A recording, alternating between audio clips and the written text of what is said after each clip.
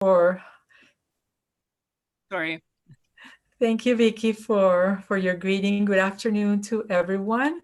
I also hope that our program director is here. I cannot see that, but I know that they will be in. So welcome to Dr. Lori Ford, and welcome to all of you who are attending our second session, the EC21 Cohort Information Session for the Master's Program in Early Childhood Education at the University of British Columbia. So today we're here with Yvette Karube, Senior Program Assistant at the Professional Development Community Engagement Program at UBC, with Vicki Domansky, also Senior Program Assistant and Graduate Academic Assistant. And as I mentioned, with Dr. Lori Ford, our Early Childhood Program Directors, and we have Arshia Malik from Educational Technology Support, kindly and gently guiding us through the first steps in our session. First of all, I would like to do a land acknowledgement, recognizing, acknowledging, and being grateful for the land where this session is being hosted, UBC Point Grey campus, and this is the site of the traditional, unceded, and ancestral territories of the Musqueam peoples. You are very, very welcome to say where you're coming from right now. If you want to do your own land acknowledgement in, through the chat, we're going to begin the session, and we just want to let people know that we would like to answer all of your questions and comments through the chat as we finish each section of our session today. And so I just see that Dr. Ford is saying, someone stopped by video, can you activate it? I am not sure if I can help with that. I've sent a note to Arshia. Perfect. Sorry about that. And so I now would like to, let me just go to the next slide to go to through our agenda. And we just did the welcome and the land acknowledgement, and I'm seeing where you're coming. Some of you are from all the way from Gander, Newfoundland. That is incredible. So welcome to all of you far and wide to our second session. My name is Mari Pighini. I'm the Cohort Advisor for the Early Childhood Programs cohorts in Early Childhood Education for this MEd program. And again, here with Dr. Lori Ford and Vicki Domansky and Yvette Karube. So without further ado, I would like for them to say hello to you, and then we will proceed with the program description, some questions and answers about the program description, and then Yvette Karube will provide a detailed explanation about the application and admissions process, and finally we'll have a last time for questions and answers. So Dr. Ford, are you now connected so that you can speak? Yeah, well, I can talk. I apologize to everybody that the ECE team is blocked. Vicki and myself and Yvette were all blocked, so I apologize for that, but hopefully you can hear me. My name's Lori Ford. I'm the director of the Early Childhood Programs here at UBC, and it's lovely to see a number of you interested in our programs here at UBC. I hope everybody's safe and healthy and doing well in this sort of crazy world and crazy time. We're excited that one of them, we have several programs we offer here, and one of them is a fully online program, which we've had for many years, which is particularly timely during these COVID online times. So we like to think, as you're exploring different graduate program options, we're sort of seasoned professionals with running a online MEd program. So I'm gonna pass it to Margie because she's our advisor and coordinates our online cohorts, but Usually I say I want you to put a face with a name, but you don't have that. But I think my face is on the website. And again, obviously Yvette and Vicky and Mari are your front lines in terms of questions and communications. But if there's something specific that you would like to send to me, I'm happy to respond, or they can forward them. I just really appreciate your having an interest in our program. I think Vicky and Mari and Yvette have a really informative program today, and just wish you all the luck. I know applying to graduate school is a stressful experience, so all the best. I'm going to stay on for a little bit and then I have another meeting, but just again, mostly wanted to welcome you. Thank you. Thank you so much, Lori, for that warm welcome. And you're so right. You know, during these very stressful times, it is so wonderful that we can provide this option that at least people can be connected, you know, through online communities. Without further ado, I would like for Vicky Domansky to say hello. Yes, Vicky, you're on. Hello, everyone. I am a senior program assistant and provide program support for the ECE program. I'll be the person, once you're admitted to the program, I'll be the person that you contact if you have issues that you need assistance with related to the program, not your courses.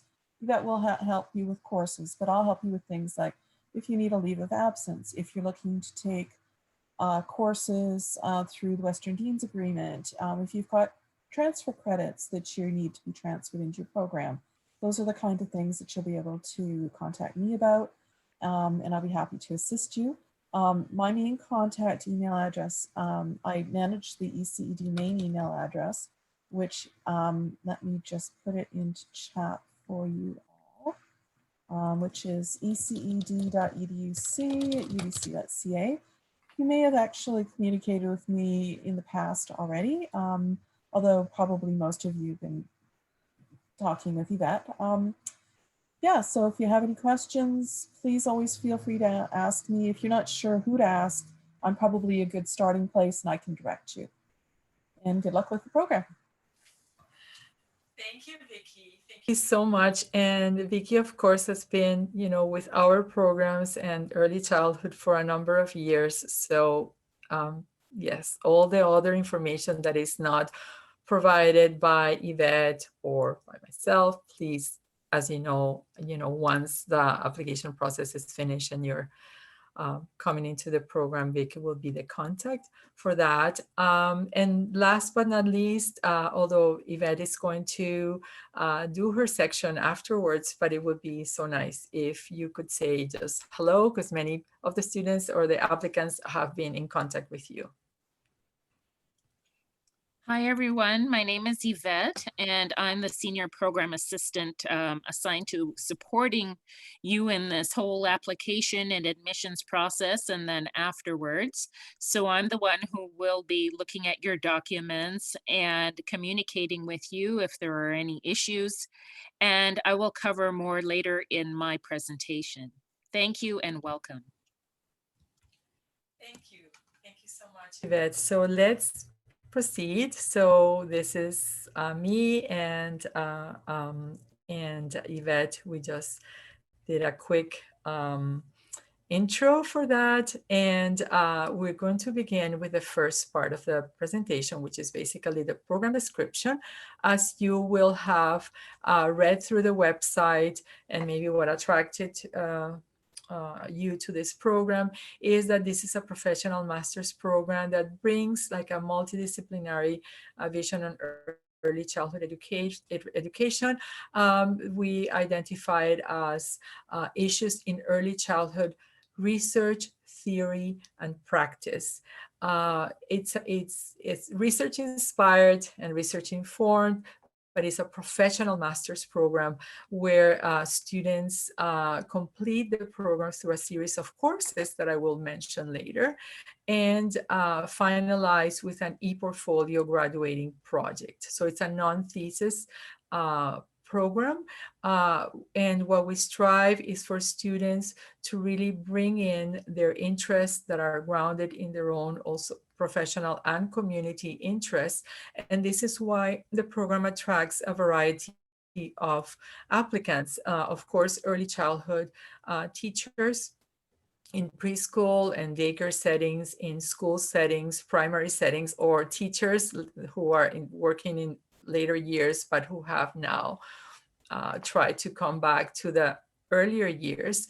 And we really want for the program to expand this knowledge for teachers to broaden their or your horizons, and to keep in touch with the current issues that are influencing early childhood programs these days.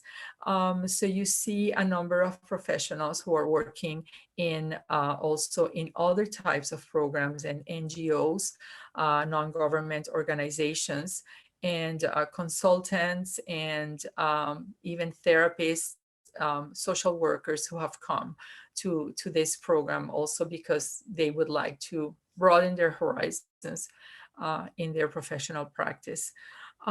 We're also really committed to honor and to continually integrate Indigenous content in our courses that is inspired and based on Indigenous principles of knowing and learning.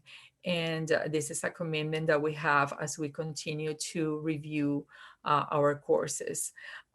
So with this sort of background in mind for you, you will see that you will find as you apply and then get into the program that there's professionals coming from, yes, from education, but also from social sciences related backgrounds.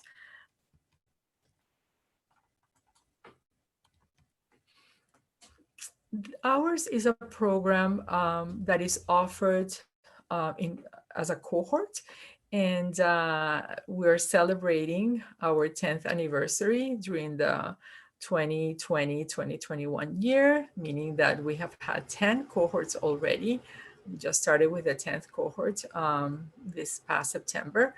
What does it mean? It means that students enter together in September as a group, and then they take basically one, what we say, core course or common course at a time, because it's a part-time professional master's program. We recognize that in general, professionals like you are working and or have any obligations like that demand your time as well. So they take one core course at a time, and then they complete the program also with 2 additional courses that are termed electives. And these electives can be taken at several stages during the program. I have an example later on of a student. Again, the course brings, as you will see very soon, a variety of topics in the program, brings a variety of topics in the courses that you will explore. Students have been sharing with us their experiences throughout the program, and I invite you to read the quotes that come beside the text, like this graduating students who express their experience as they took the online program, and how it was being like part of a larger community. When we talk about a multidisciplinary program in education, it is also because the courses are offered from different department bases. So we have a course in language and literacy in education, one of the departments in the Faculty of Education. We have, of course, courses from early childhood, which is our program, early childhood programs. We also have a course from Educational Counseling, Psychology, and Special Education, ACPS. And then we also have from Education, which is where the Teacher Education Office sits. And that's the first course, the Research Methods in Education. So if you see here on this table, you will see that this is an overview of the program that lasts 2.5 academic years. And we begin with research methodology, or with research methods in education. In general, I have been teaching this course as we begin, and this has been the tradition so far. But of course, instructors may change during the different courses and years. But this is followed by review of research in early childhood education. And these two are what we call sort of like the building block courses for the program. And they're one next to the other one. And then this is followed by a more focused course on the topic of early intervention, inclusion in early childhood education. So looking at issues with children with additional developmental needs or rights or gifts, as we may say. In year 2, students begin the fall with an advanced seminar, research in early childhood education, sociocultural perspectives on early childhood education. And then for the winter 2, theory and research in early literacy is the next course. And they're all beautiful courses as I go through each one of them. And in the summer, which would be the last summer course for the cohort before their final year, it's supporting young children's social and emotional development in early childhood education. As students begin their last year, they have a very, very beautiful course, advanced seminar on research in early childhood education, leadership and policy in early childhood education, and then finalize with the e-portfolio graduating project. So this is an overview of the programs where you can see the different interests that are here reflected for students in early childhood education. I mentioned before about the elective courses, and these are 2 3-credit courses. So there's 6 credits for elective courses.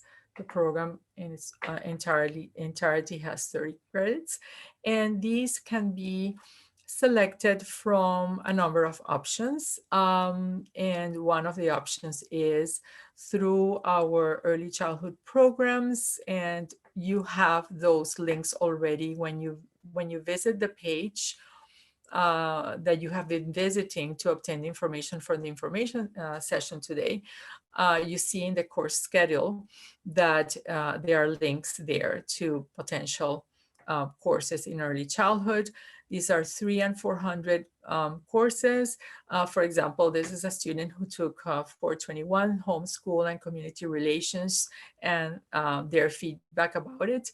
And it's a very popular course, and because it brings all of the elements that make working in early childhood education probably one of the most beautiful professions of all. But there's also other options. Summer courses, summer institutes courses have been offered for many years in early childhood programs, and they last at about 1 to 2 weeks. They have been on campus until the COVID pandemic, and they are now offered, some of them online, and they're still working out details for this year. I believe we have just received a confirmation that the summer courses, for the most part, are going to be delivered online. So you will stay tuned and see what they come. In addition to early childhood, other programs offer summer institutes that are attractive to our students. And again, there are many other options, also even more so when the pandemic is over and students can choose from different alternatives. Important for me to mention, sorry about that, the slides sort of went a little bit ahead, is the Western Dean's Agreement and Credit Transfer that Vicky Domansky mentioned in their introduction. And the Western Agreement means this document where UBC is a signatory with other universities in Canada, where students may apply to take elective courses in other institutions that are previously approved. And you would have a list of which institutions are those, but I'll just mention a few. UVic and UNBC and University of Toronto, for example, are some of the institutions. And what happens is that if students have taken in the past 5 years or will take during the program a course that they may apply for an elective once they are admitted to the program, this is another way to do that, and at no additional cost for the students. This is very, very, very important. Once admitted to the program, then they would apply for this. So it's not a given, but it is a possibility, and it's a possibility that students have taken. It is important for you to know that since payments are by installments and not by credit, and this is something that will come up later as well, this would not alter your fees.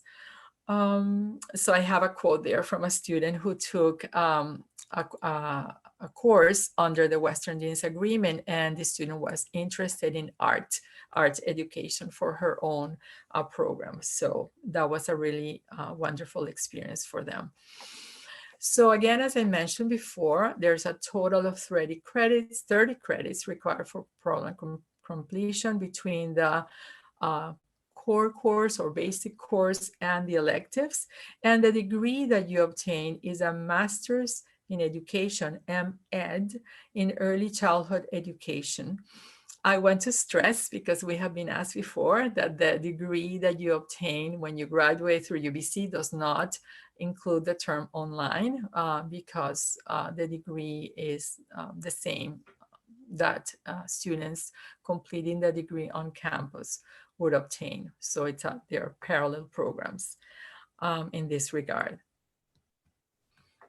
Some students and applicants usually ask for opportunities following graduation.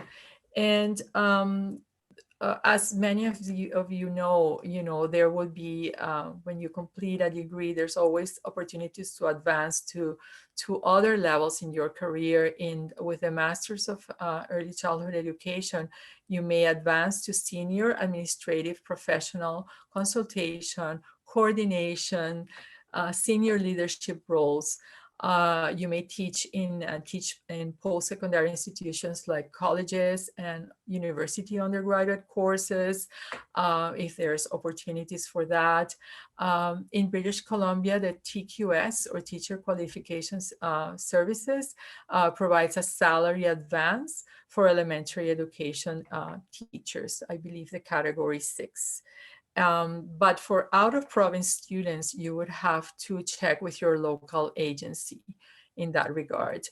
There was a seminar that our wonderful graduate academic assistant student, Esther Aquilano, completed in the late fall.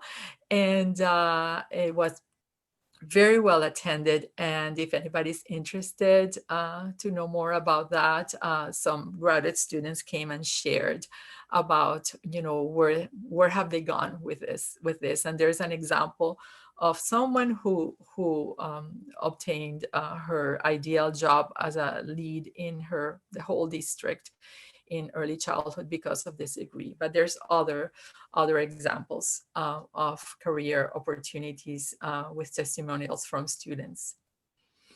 This is a basic overview of the program description, and I would like to invite anybody here in the chat, and thank you again to all of you for being here, to type a message in the Q&A or in the chat box so that we can answer any questions that come up. If you don't have any questions so far, don't worry, or comments, because we will have time at the end of the session for this also. So I am going to pause right now, and let me also see if I can access the Q&A.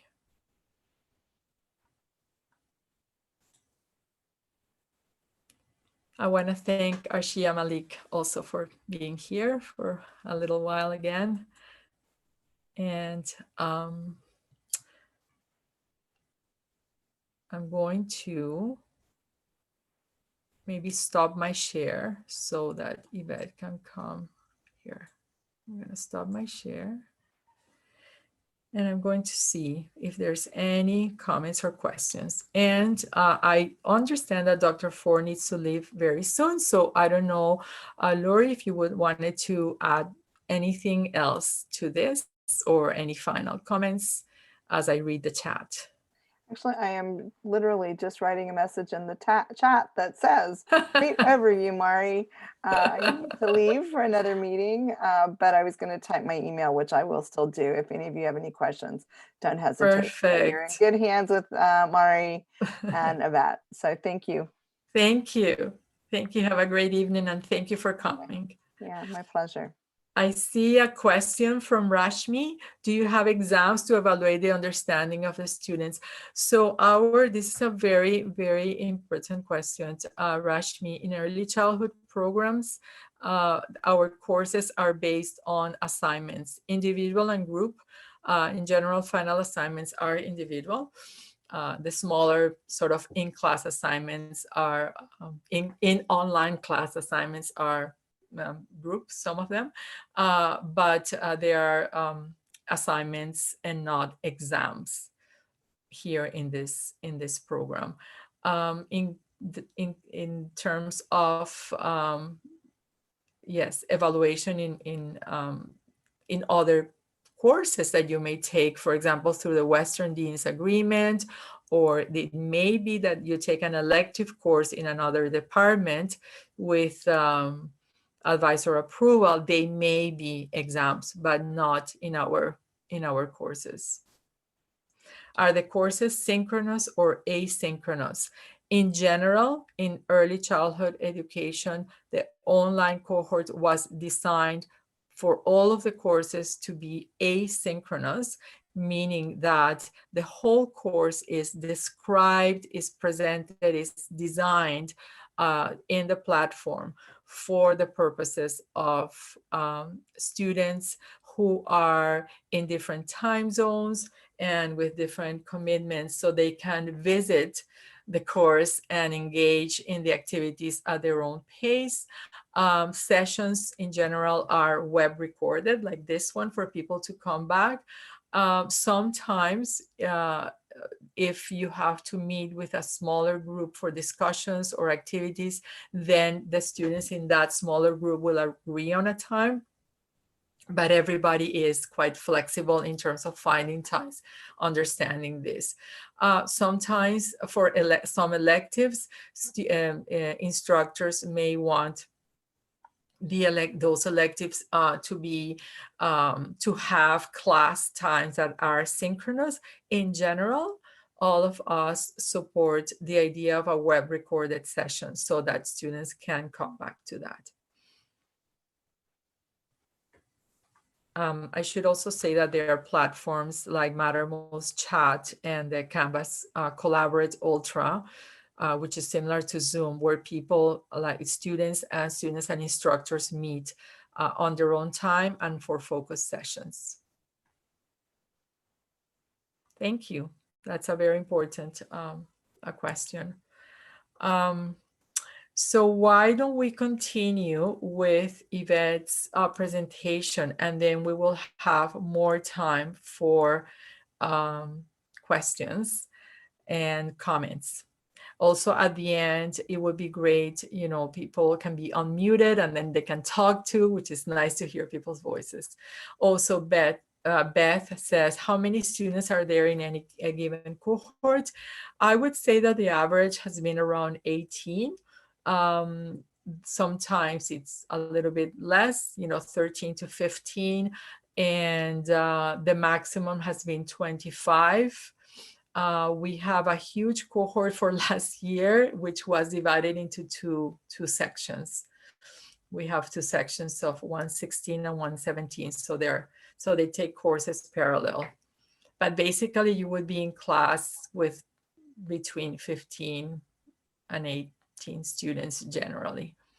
What is the maximum length of time one take to complete this program? So the program is 2.5 years, but if a student needs a leave of absence that Vicky mentioned before, they can take one term or from one term to one academic year. I believe students have had up to 5 years to complete the program. And I will defer here to Yvette or Vicky. What is the maximum length approved? Because I understand that there were some changes coming from the Senate. I'm not aware of any changes in the length, in the duration of time.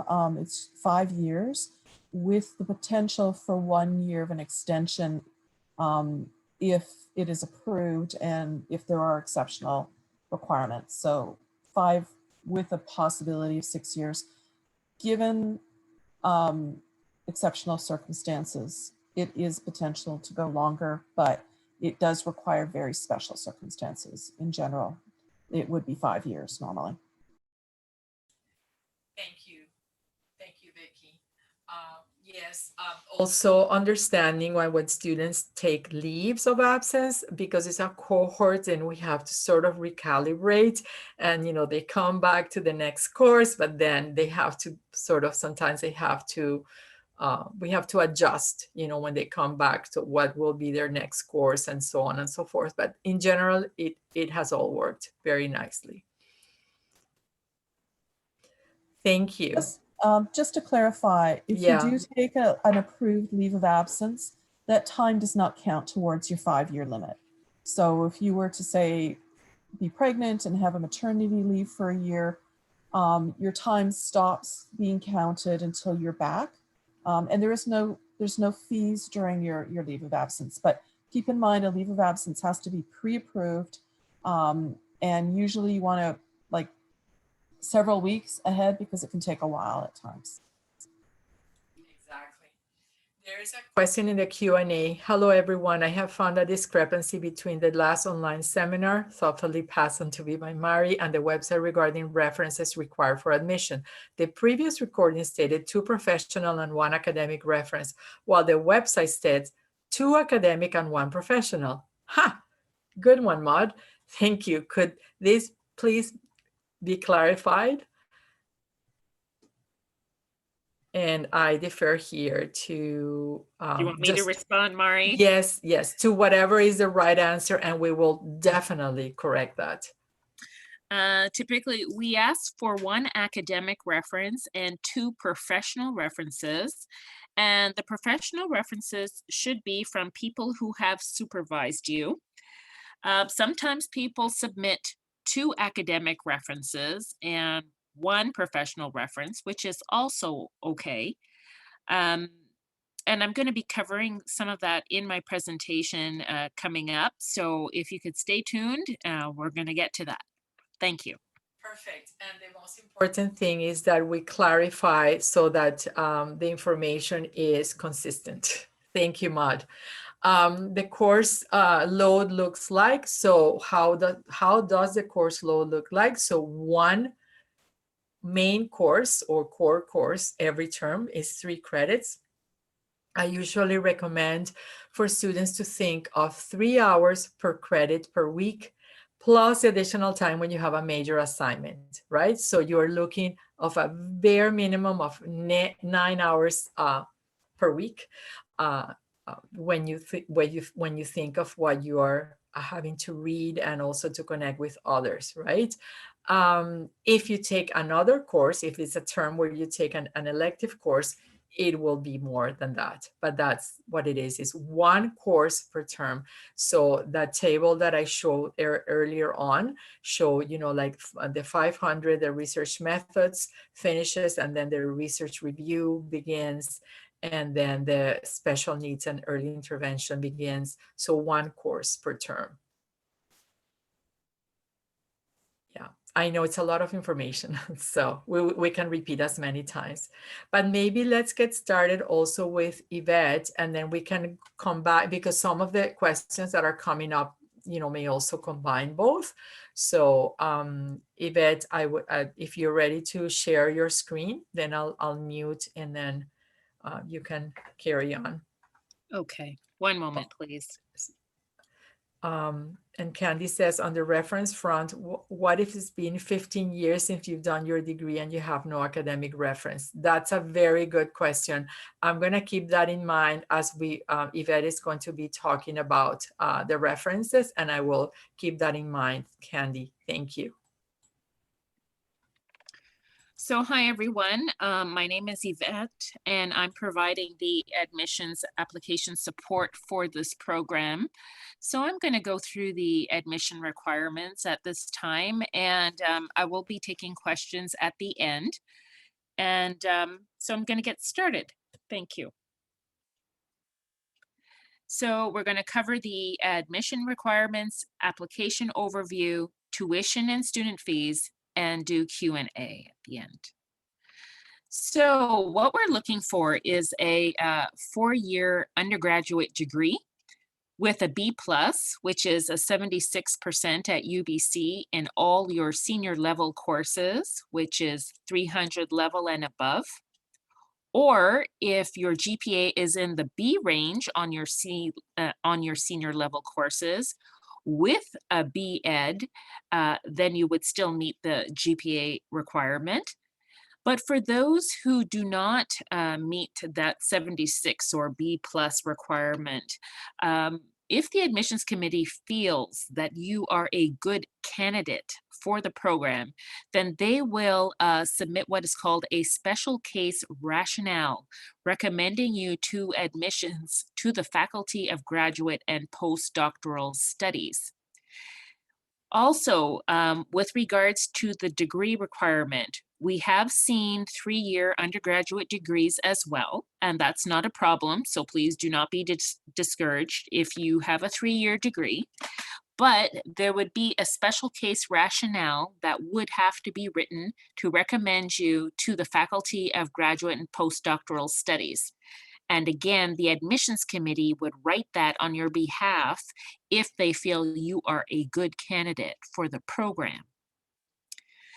We also ask you to order 2 official sealed transcripts from all of your post-secondary educational institutions that you've attended, with the exception of UBC, because I would have access to your records. And we ask you to upload 1 of those official sealed transcripts to your application, front and the back page, in a single file and a PDF. And if you've attended any taken courses outside through exchange programs, then we would also need post-secondary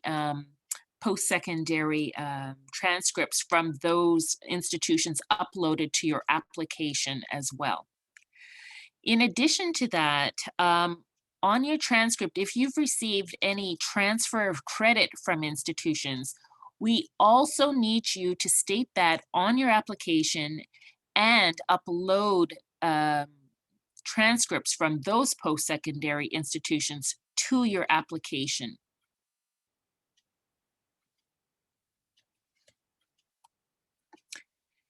Now, applicants whose degree is in an unrelated field, like arts, commerce, or any other field, may be accepted if they've completed a college or university certificate in early childhood education, and that you must have completed at least 15 credits or equivalent in early childhood education.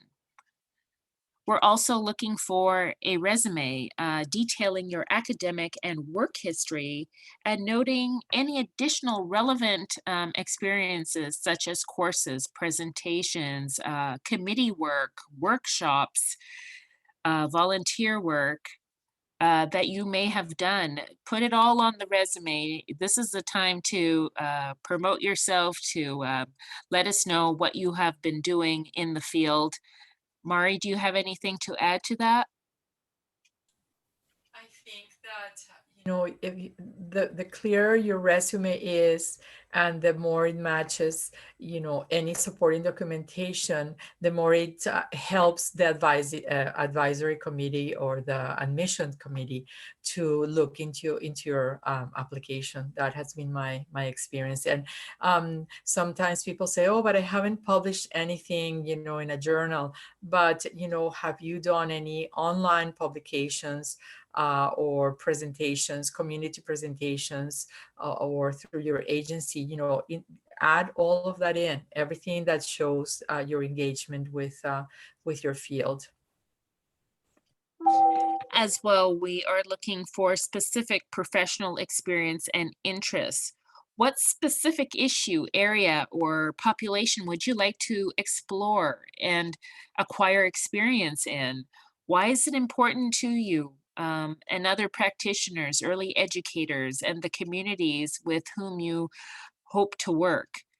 And you would be limiting your response to 400 words.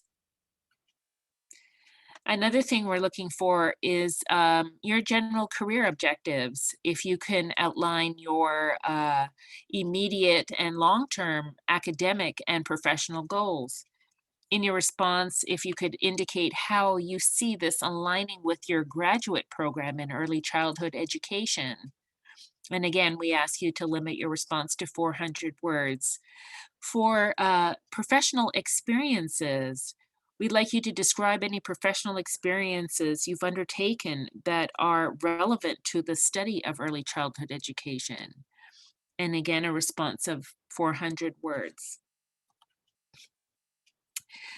As well as additional experiences. So considering an inclusive definition of culture that includes, but it's not limited to, cultural identities and social locations such as race, ethnicity, age, gender, sexual orientation, nationality, status in country, indigenous heritage, and so on.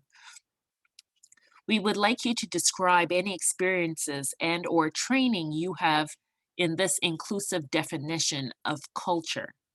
And again, please limit your response to 400 words. Applicants are required to answer additional questions about their professional experience and interests, and you will find that on the application, and you'll be able to type in your responses on the application. And how these additional questions will address how they align with your graduate program in early childhood education. And so you can use the text area on the application. Now, for references, and this is where I know that someone has concerns, and many people have concerns actually. So typically what we get is 1 academic and 2 professional references.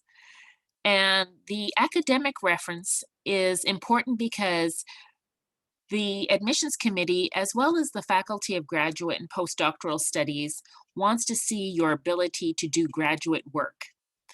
And one of the ways they could see that is with an academic reference. So that's why that is important, to find at least one academic reference. If you have 2 to submit, that is fine as well. And we're looking for the 2 professional references, again, should be from people who have supervised you, and also that can speak to your ability to do graduate work and your background in early childhood education. Mari, do you wish to speak to this before I go any further? Sure. And also there was this question from Candy, about 15 years ago. I do receive sometimes emails from students over 10 years ago, 15 years ago. Do you remember me? Can you speak, to my work? And I usually can if I'm provided a little bit of, memory backups, for example, which course, and you have, a sample of an assignment, or, what is it that I, which specific area am I supposed to, speak in terms of your academic or scholarly competencies, right, in the application. So if you have any contact from many years ago, that is, and they can provide that, that is great. It does happen that after about 10 years, it becomes more and more difficult. Some emeriti professors do like to write reference letters. Some don't, or are not in contact anymore. So if this is your situation, people like what is called faculty advisor, who is someone who would have been your supervisor for a practicum. They are great resources for academic references. Or if you have been in any, for example, in any work with your district or agency where there has been someone who has been in a supervisory role, but with whom you have completed work where they can speak to your scholarly abilities in terms of presenting presentations, presenting and arguing, a topic, writing, academic writing. So anyone who can speak to you within that framework. But please consult with us first, just to make sure. But if you don't have anyone, you don't have a professor, an advisor who can provide you with a reference in this regard, please contact us to see alternatives. I don't want to go into individual cases, but that is one of the situations. And it's very important for your professional references that your professional references are those who have worked with you, but not within a voluntary experience situation, and it cannot be a peer.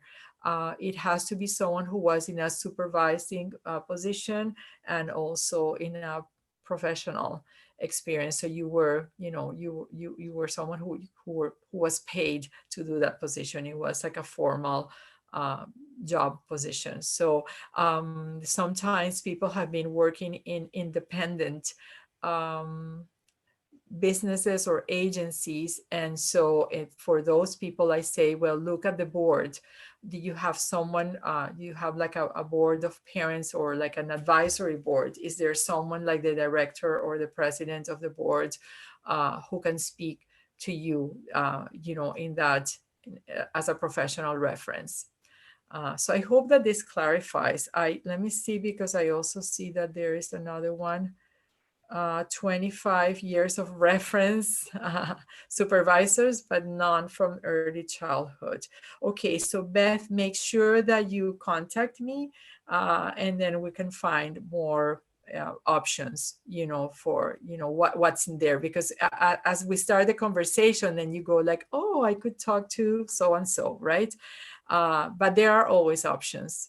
Okay, so I think I have address the two Q&As, and for Beth, we will continue the conversation for a specific situation.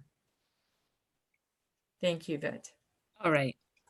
And just to add to the professional references, so once you add your referee's email in the system, in the application, and you hit submit, then an e-reference link goes out to your referees, and the system, they will receive an email asking them to either fill out the form that is provided, which is typically like an academic form, or they can upload their own letter, and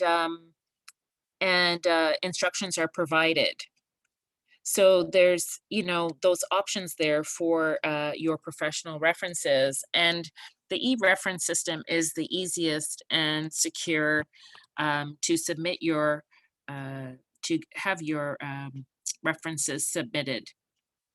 Now, there are instances where there is a retired professor and they they want to give us a hard copy. That is fine as well. Now, in that space, you could email me, the referee can email me their letter. However, I also need a hard copy reference letter mailed to the PDCE office, and their signature must appear on the seal of the flap of the envelope. So they would have to do both things. And as well as we do not take any references by phone. So there's two options here, the e-reference link, or they can email it to me, but also have to send me a hard copy letter of the reference. May I just add something? Sure. I remember that today I received an email from an applicant saying, you know, do they have to fill in the form? So this is very important what you have just stated, because if the referees do not want to fill in the form, then they know they have the option that they will write a letter, and they have those options that you just mentioned. So just to stress that when they, because it's all done like an e format right now, that they are not how do you say, limited to the application form for provided. Correct. Yes, thank you. Now, for applicants from a university outside of Canada in which English is not the primary language of instruction, must provide results of an English language proficiency examination as part of their application. Tests must have been taken within the last 24 months at the time of submission of the application. So if this applies to you, please contact me. Now, the application is open, and if you go to grad.ubc.ca/apply/online, you do a program search with EC21, or if you prefer the long form, MEd and Early Childhood Education Professional Cohort, and look for September 2021 start, and it will locate that program. Now, if you've attended UBC before and you have the UBC ID, please use that UBC ID, even if it's under a maiden name. Again, I will say it again, please use if you've attended UBC previously, please use that ID for your application. In that way, your UBC record will populate your application. And we'd like you to upload all of your supporting documents. So that's your transcripts, front and back pages, as well as your resume. And if you feel there's any other thing that you want to let the admissions committee know about you, if there's maybe a publication or a newsletter, that's something that you can also add. Now, the application is open and the deadline date is January 31st, 2021. And it includes all supporting documents, and the application fee is $108 if you are a domestic applicant, and $168.25 Canadian for international applicants. An international applicant applies to those who are not Canadian citizens or permanent residents. Now, in terms of the tuition fees, so the domestic tuition fee installment is currently $19.30 and change plus student fees. So currently the domestic tuition cost is $15,443 and change plus student fees.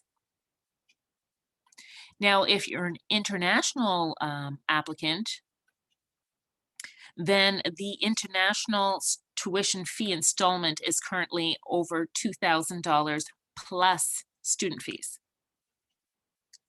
And so then the international program tuition cost is currently a little over 16,000 Canadian plus student fees. And this is to be paid through 8 payment installments. So it covers 8 terms, 2.5 years. The student fees vary from term to term, so they are less as the term goes on. So winter term 1, we usually see the most student fees, and then winter term 2, a bit less, and then summer term, even less.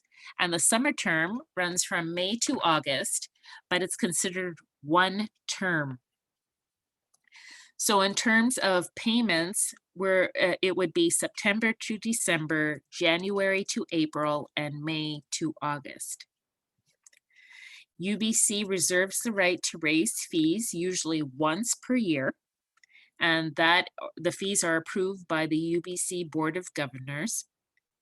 And the tuition is charged as a whole program fee, not a per credit fee. And what's important about that is if you take electives courses either at UBC or outside of UBC through the Western Dean's Agreement or an agreement that UBC partners with, then your tuition is covered. So then you can take more elective courses than are required in the program, and the tuition portion would be covered. Do you want to speak to that at all, Mari, in terms of electives or? Yes, that's very important what you just said. And I see that Nusrat is asking how much is the student fee. So the student fee, again, it's on the slide. So it's 930 with 47 cents, right? The student fees. Oh, the student fee, not the tuition. So, okay, yeah, sorry. It changes from term to term. So it was approximately $750 from September to December last year. And there's a couple of opt-out provisions depending on, one depends on where you live, which I'm going to cover momentarily.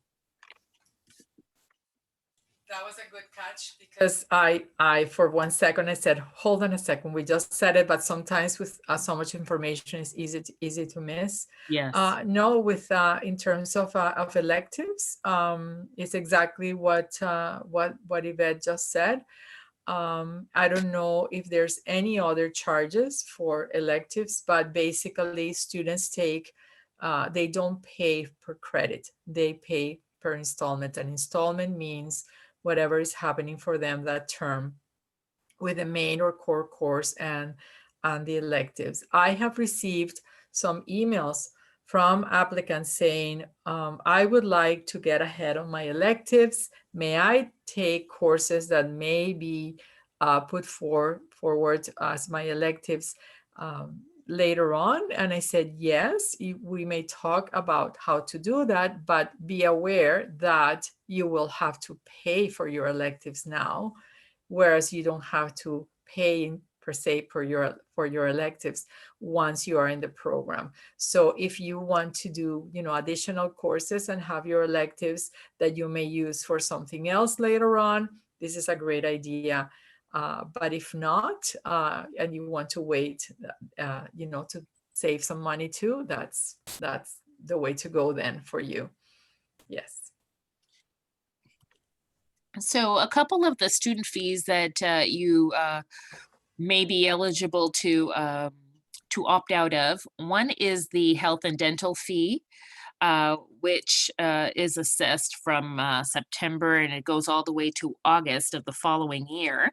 If you could prove that you have health coverage, then you can apply to opt out of that fee, which is currently about $264 for the year. And there's temporary opt-out and permanent opt-out. In terms of the general student fees, it was approximately $750 last term, September to December. There is no charge for the health and dental fee in the summer term, so you're not going to see this reappearing every term if you opt out of it. And the other possible opt-out for some of you would be the UPass or Compass card that is applied to those who live in the Vancouver Lower Mainland. And you know, for those of you who are outside of Vancouver Lower Mainland, you would have to apply for an exemption every term, but it is a savings of $170 per term. But if you do live in Vancouver, it would allow you 3-zone access on public transit.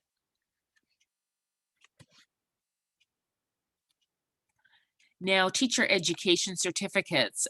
This is directed to teachers in the Vancouver Lower Mainland that have taken UBC students in their classrooms as student teachers. And if this applies to you, we suggest that you contact the teacher education office. But there's also, please note that like you could see if your colleagues have any of these teacher education certificates that they are not using and see if they've expired. And if they haven't and your colleague says, sure, use it, that could be applied towards your tuition and reduce how much you would owe for that term. So I suggest that you get in contact with some of your colleagues if you live in Vancouver and see if they have any that they're not using. So question and answer period. If you have any application admission questions and concerns, I'll take them now. Or you could also contact me at a later time, and I have my email address on the screen as well as Dr. Pighini's email and the program website. And we also have time also for any program questions. I'm just want to make sure here that, okay, so here's one from Maud. Question regarding health dental fee. How does it work in regard to out-of-province students? For example, I am located in Ontario. Would I be able to receive health and dental coverage within Ontario, or is it better to simply opt out? I can't speak to that. I would have to refer you to the AMS Society who offers that to students, so I can send you their information.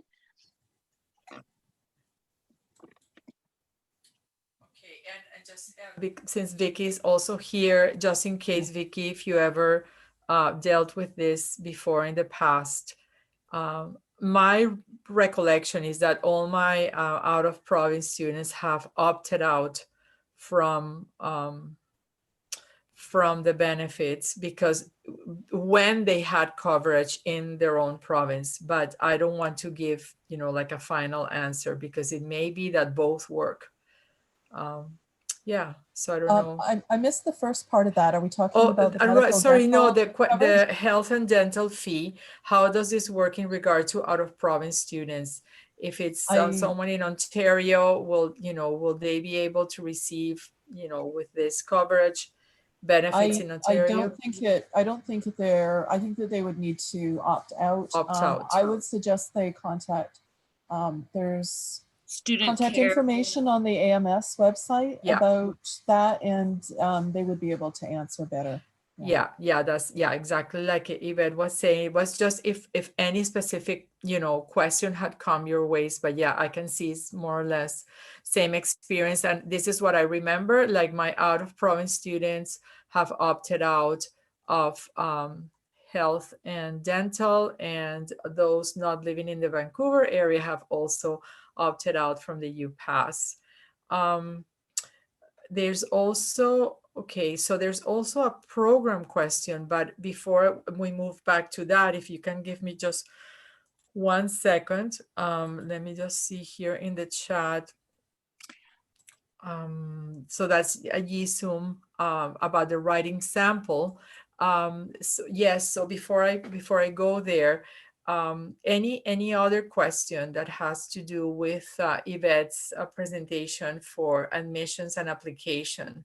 If if you were even on the page right now, navigating, and you saw something that caught your attention, this would be a good moment to do that. Otherwise, I will go back to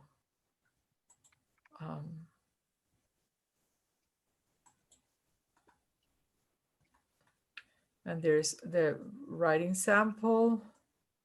Oh yeah, I see one here. When we apply, we only supply the email address of our referees. Do their letters and forms need to be uploaded by January 31st? Preferably, yes. But I know from past experience that doesn't always happen. So then typically have an extension for the documents in the application, because it takes time sometimes for referees to submit a reference letter for you. So basically, if they haven't uploaded by the 31st, which is the ideal, they should do it right ahead, you know, in the first, you know, the next few days after the 31st, and let you know perhaps that that's coming. As soon as possible, as soon as they can. And I know that, you know, there's all kinds of delays because referees are busy people and everything like that. So we understand it on our end. Thank you, Yvette. So yeah, so contact those referees right away and let them know that, you know, the sooner the better. Generally, I request 2 weeks for my students. When they ask me for a reference, I said a minimum of 2 weeks. So you are right on time for this. There's another question: when will the applicants be notified about the status of their application? This will not be until, so the application closes on January 31st, and it takes a couple of months at least. And because it has to go to the admissions committee, and everything has to be uploaded and collated. So I guess it also depends on, you know, how complete is the database. So I will then bow to Vicky and also to Yvette for any past experiences. But I would say not before April if I want to be truly, how do you say, accurate or realistic. Yes, that's correct. A minimum of 8 weeks, but it's run longer than that. Yes, and with COVID-19 and all the delays that had happened in the system, that everybody says, you know, the things people can sort of blame this now on the pandemic, but the truth is that with the campus being closed and, you know, very limited access to campus, things are a bit slower. But luckily, you know, usually at around in April, you know, the responses are there, or end of April, so that students can make their decision for a commencement in September. So happy for questions to keep coming in. And I am happy also to give unmute participants if anybody wants to. Let's see if I can do this. If anybody wants to talk, but I wanted to also speak to the writing sample. So a question here is, if I use a term paper to submit from my ECE diploma program, does it still need to be under 400 words? I don't think the writing sample has to be under 400 words, because the writing sample is generally a paper. Correct me if I'm wrong with that, Yvette. I think they're referring to the one on the website, so they're comparing it to what they have available, like the term papers that they have written themselves. Exactly. And I don't see that being a problem if it goes over 400 words, if you're using something that you have existing on early childhood education. Yes, because usually papers are a bit longer than that. So those descriptions are a bit, you know, more succinct. The ones that we're asking about your impressions about, you know, your experiences, your values, your cultural or identity descriptions, but when you come to the writing sample, the term paper is likely to be longer than that. Make sure that it's a term paper that you are happy with it, that is in polished draft version. So for your language to be polished and your referencing and all of that. And some people say, you know what, I went to school many, many, many years ago, and I don't have a sample of a paper that I'm ready to share.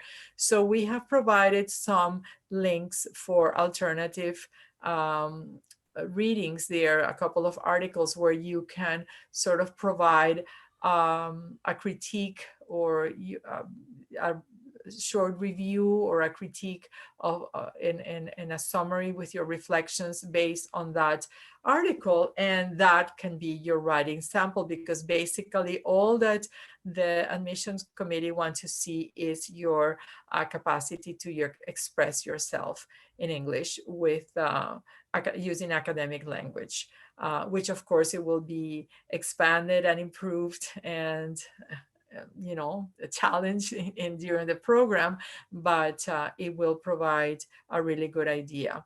So I hope that this is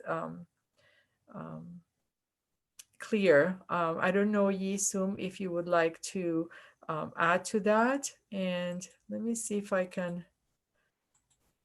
give voice a lot. Okay, so here you go. So there is permissions for voice. So for any of you who would like to talk, if you would just raise your hand, it's a smaller group. So very happy to hear your voices. You can still type on the Q&A or on the chat.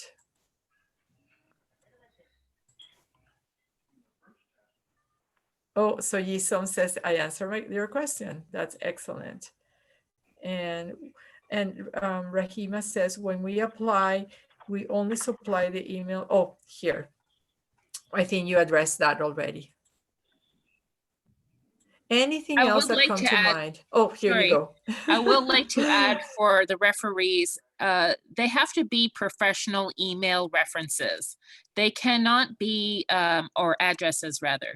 They cannot be Hotmail, Gmail, Yahoo email addresses. The system will not accept it. So it would have to be an email address from an organization or company or school district, that for your professional references, or sorry, for all of your references. Thank you. Anybody else? Hi, thank you for opening the floor to question and answers. I have a question. I bridged into undergrad program. It's originally a 4-year program. But because I had my early childhood education diploma, so I was able to bridge into the 3rd year of the program. So would that still count towards as like a 4-year undergrad program? I am not sure about that. We actually need an undergraduate degree, and that's the basis of getting into the master's degree. Right. I would have to look at your documents to comment Okay. any further before I comment any further. Sorry, Nusrat, are you saying? Oh, go ahead. Your degree. You know what? Your voice is breaking. I don't know if it's my internet or your. It must be mine. I'll type my question. Oh, thank you.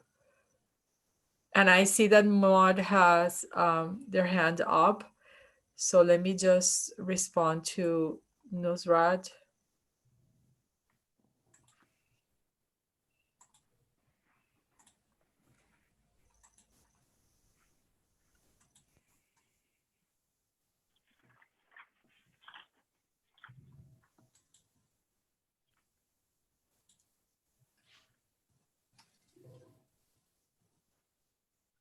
Maud,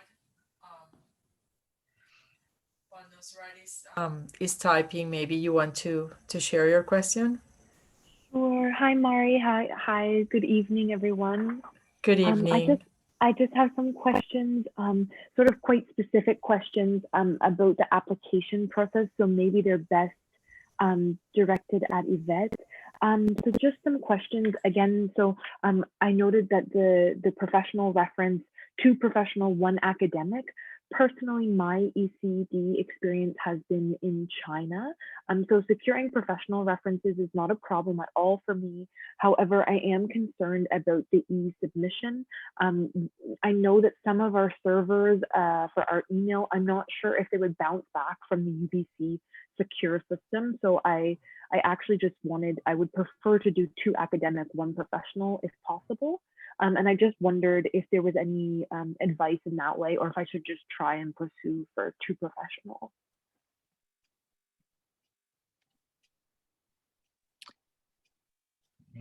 So you're saying that your preference is 2 academic and 1 professional reference?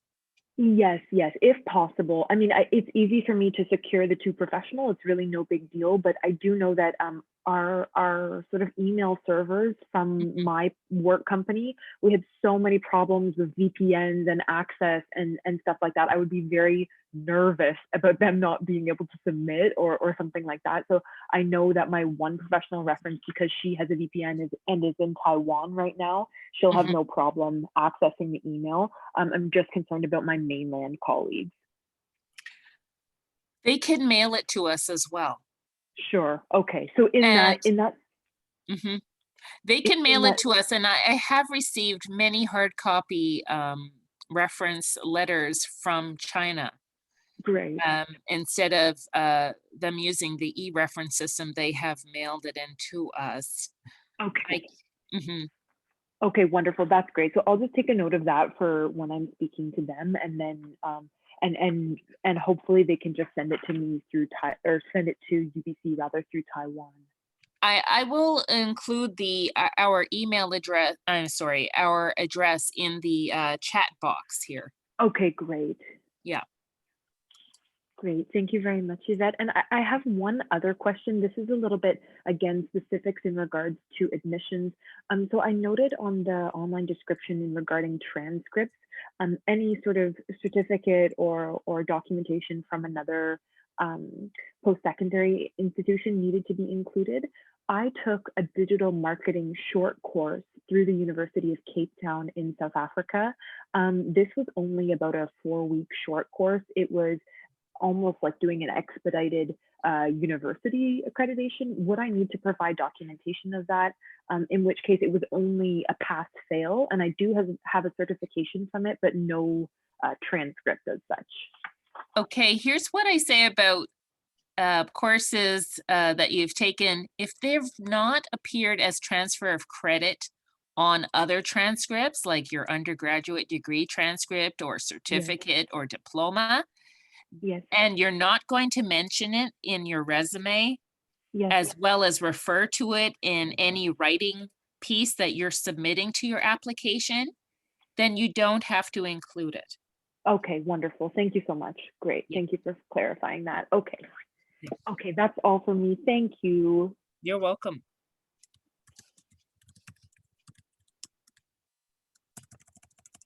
There's a couple of questions that I would like to answer also by voice. So Nusrat typed her question. The program is actually a 4-year undergrad degree program. The program is offered through Algonquin College, Ottawa campus. Students with early childhood education diplomas can bridge into a 3rd year of the program. So it's a bridging program.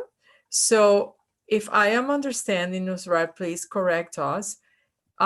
You bridge from your early childhood diploma and into the BA program, right? So that when you by virtue of doing this bridging, you have a degree that is an equivalent of a bachelor's degree. Is this correct?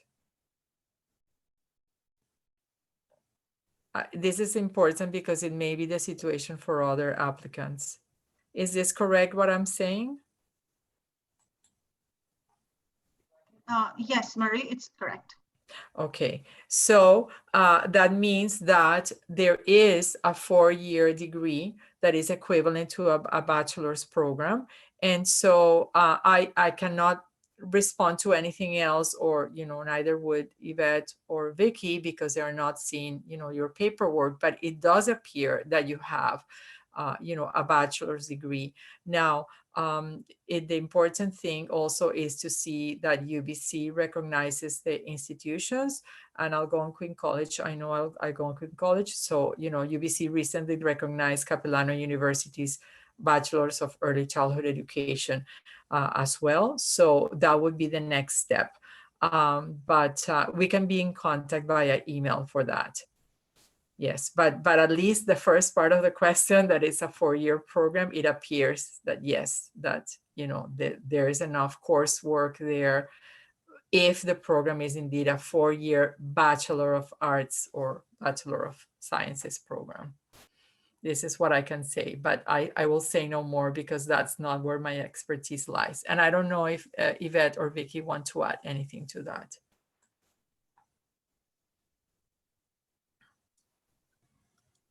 Sorry, I missed that, Mari. What's the last part? Oh, the last part is that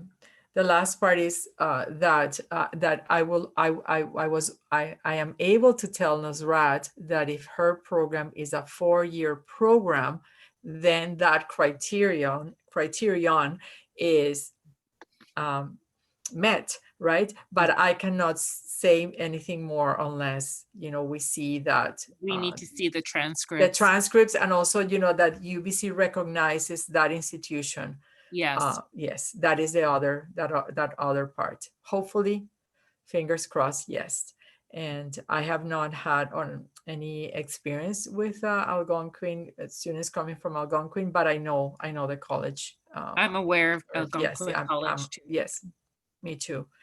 And then Beth has a question about, a comment about her professional references are those who are no longer with the company, retired, or if the organization is no longer in business, would it be possible to use personal emails for references? That's a tricky one. No. No, Okay, so they it would needs have to to be, send in a hard copy in that case, okay, so it's and then better. sign the seal on the flap of the envelope. They have to do that for it to be valid. Okay, so that's an option. So if the referee is no longer in the organization, then a hard copy, signed and sealed, the flap, and mailed, and they can advise you, or send out an email in advance saying, letter coming with an online copy, but knowing that the permanent printed copy or mail copy needs to be coming. So that is an alternative for those cases. It is hard, the whole thing of the references. I know about this because I came as an immigrant, and to get the references was a whole endeavor. So I totally understand. I'd like to comment quickly about the email. Yes. If a personal email is not one of the free email accounts, like say it was a Shaw or TELUS, they might be able to do it online. So it's worth a try, and then it will tell them if they can't. And in which case they would have to do the hard copy. Okay, so that is a great one. So it is an email that is sort of associated with a telephone or internet company provider like Shaw, Rogers, TELUS, or any of those that you're saying, instead of Hotmail, Gmail, Yahoo. Okay, that's an important one. Can't guarantee it, but it's worth a try. It's worth a try. Okay, yeah. Solutions, alternatives are always welcome. We're coming to almost to 5 o'clock, and I wonder if there's any other comments or questions. Okay, so Nusrat is saying we're the first graduating cohorts of these programs. good for you. Fantastic. So I hope it works. And for Candy, she says, I also did a collaborative program between George Brown College and Ryerson University. That's fantastic. So there's, there. So if you have done any recent, I don't know, professional / academic ventures with anyone recently, even if they were not, I mean, for more for the academic or scholarly reference, right? At a university or college, that could also be a place of contact. If you have done it with someone who has been in a sort of supervisory or mentorship position, right? If your other academic referees are from many, many years ago, that's another option. So as I said, we're coming to 5 o'clock, and just making sure that we don't have any questions missed. I'm gonna check the Q&A again, and I don't see anything else. And in the chat, are there any other intakes other than September intake? No, our intakes are every year for September so far. It's a once a year. I don't think, I mean, we have never had cohorts starting twice a year for this particular program.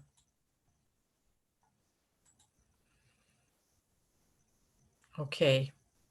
Well, it has been my absolute pleasure, and I'm very, very grateful for having been able to do this session with Yvette Karube. And thank you, Vicky, for staying with us until the end. I don't know, I think Arshia has left already, and very thankful for her being with us. And please stay in touch. My email is right here. I'm going to type it on the chat box, and you will have the link to this presentation on the website where you want to register. And I don't know if the chat is also registered, but my email and my phone number are also there in the contact on that page on PDCE. So any last words from Yvette or from Vicky before we say good night? Thank you all for attending this information session. We hope that you've gotten most of your questions answered, but if not, feel free to reach out to me and I will help you as best I can with the admissions and application process. Thank you. The same on my end. And I also want to say I am not part of the admissions committee. I only take part if there's any special situations that require like another perspective or opinion.